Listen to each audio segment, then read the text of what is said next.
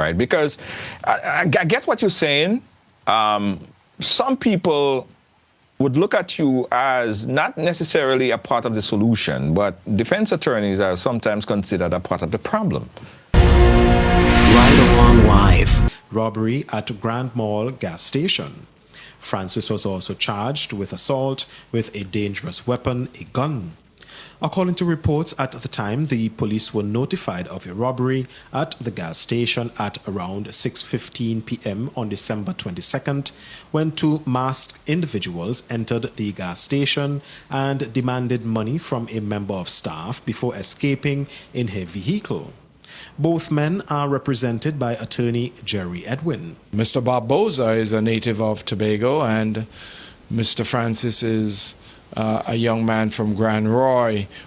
We have negotiated with the prosecutor to lower the charge from robbery with violence to simple robbery and abetting. All right, let's stop that right there, Mr. Edwin. Right? So you negotiated a situation as horrible as that, robbery, charged with robbery.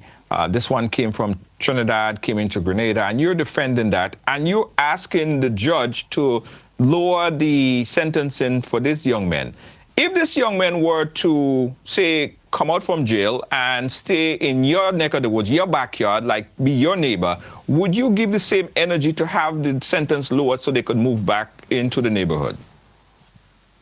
I don't think that's the right question. Well, the question is, how does the criminal justice system operate? How does it? That's why I always invite people to come to the courthouse, and I've been asking that more people come and understand. In the United States, I'm familiar with the states of California and New York, because I've lived mostly in New York and in California.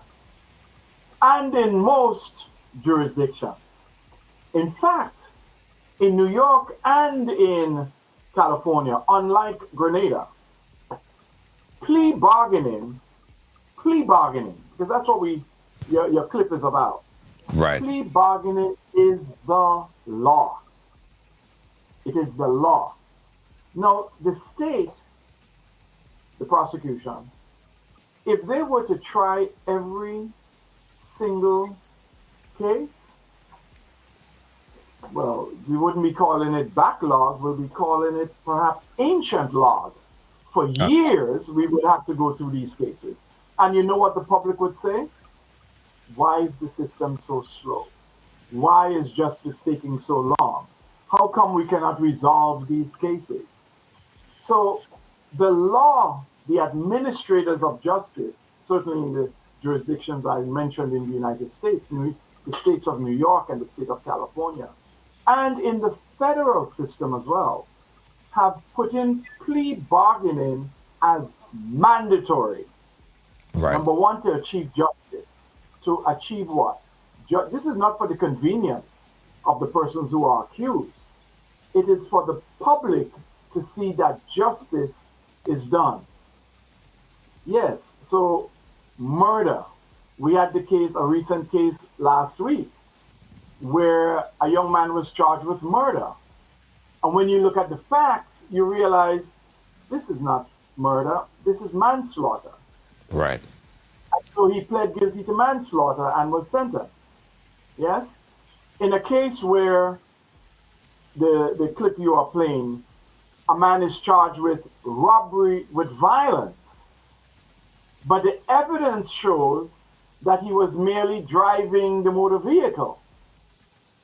So he confesses to aiding and abetting the robbery. Mm-hmm. Didn't we achieve justice? Because certainly that's what the facts show.